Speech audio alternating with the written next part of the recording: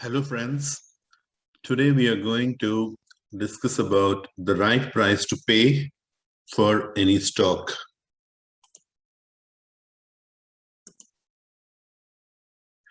So please subscribe to our channel for more such content and also content on analysis of individual companies. Also join our Facebook group at the link given below.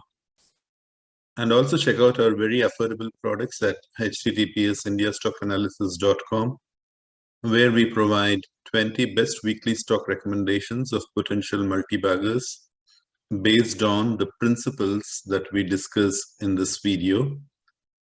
And the prices start as low as ₹1,500.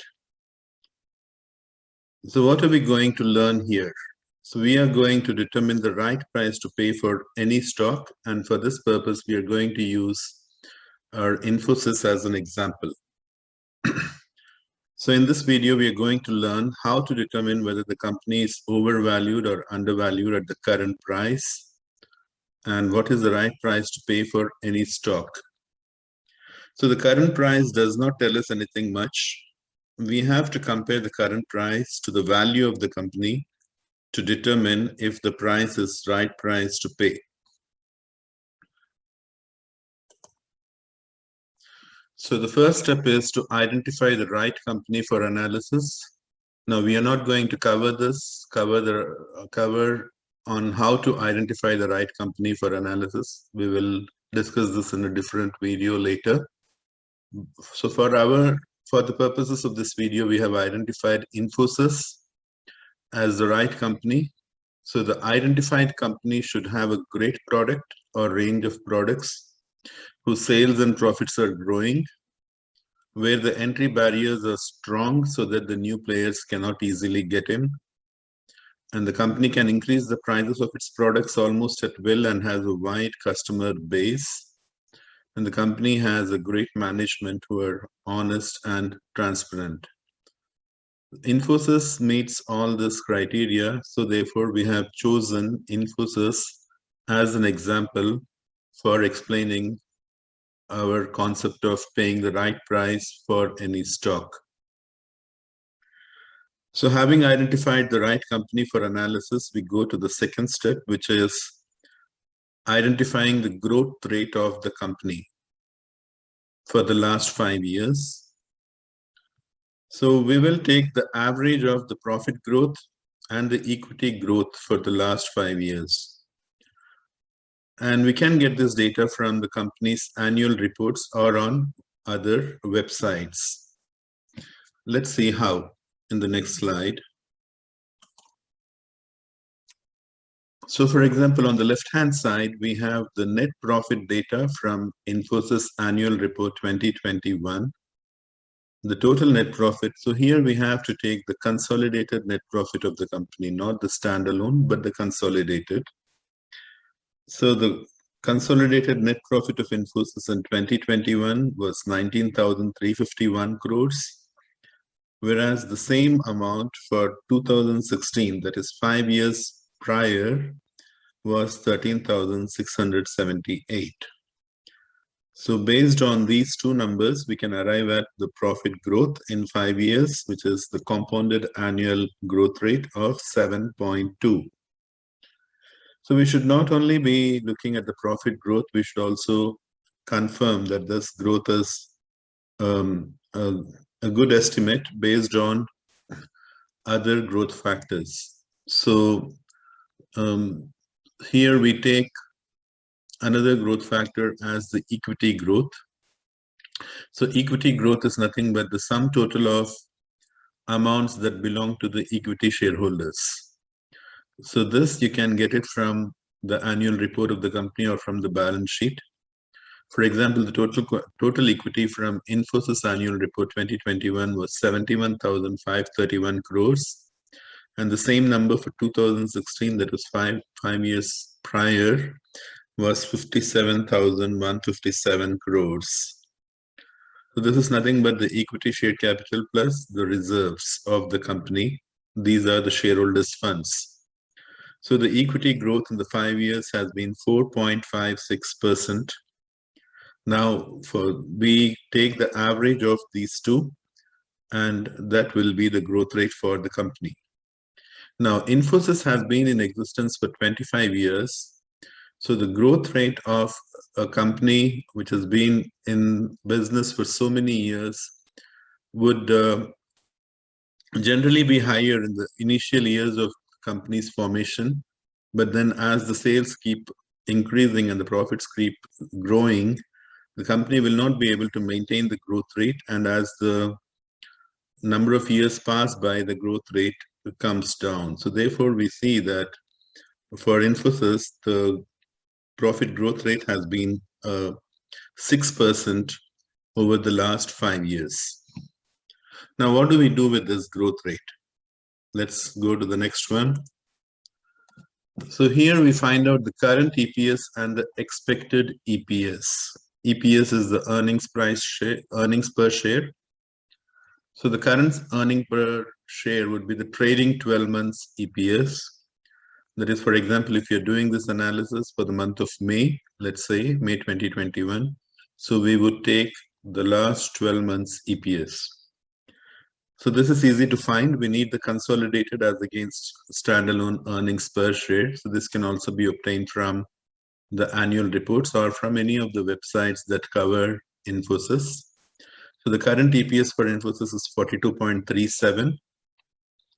Now the expected EPS will be the current EPS multiplied by the growth rate that we already arrived at.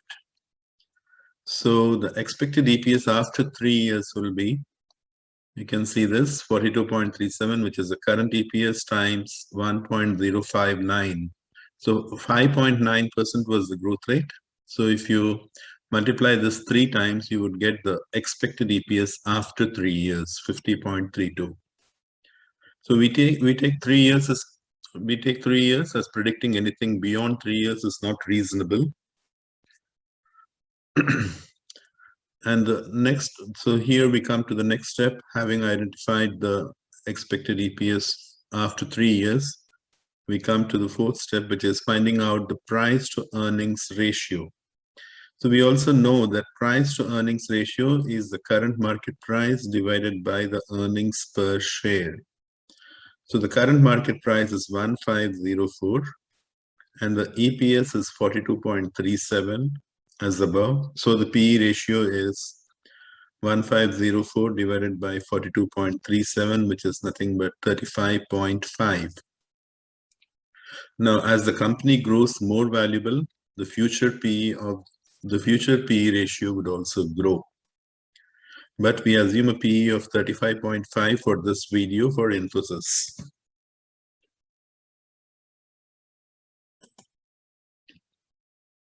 Now let us, using this PE and the expected growth rate, we can find out the expected market price per share after 3 years. So the expected market price after 3 years will be the earnings per share after 3 years times the current PE, which is 50.32 times 35.5, which is 1,786. So based on our analysis, we presume based on our analysis and calculations, we estimate that Infosys will be trading at 1786 3 years from now. Now we have to estimate the price we should be willing to pay based on our expected rate of return over the 3 years. Now let us assume that we want to earn a compounded return of 20% per annum for the next 3 years on this Infosys stock, okay, without considering dividends. So we need to see what amount or what price, if we pay now or if we invest now, would amount to 1786.36 after 3 years.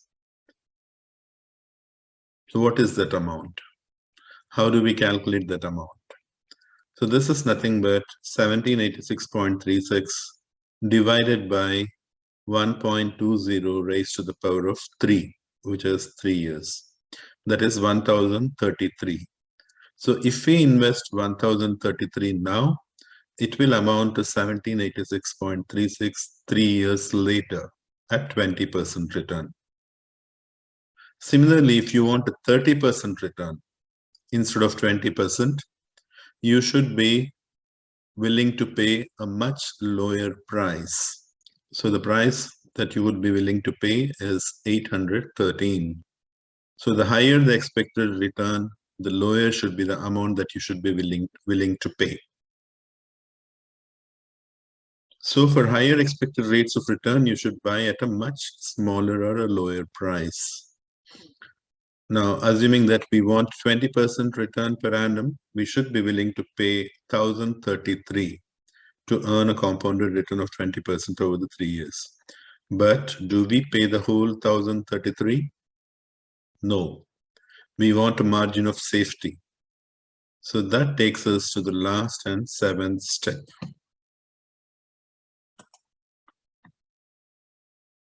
Margin of safety is the most important concept in value investing. Now, this is the cushion that will protect you from any errors in judgment or estimates.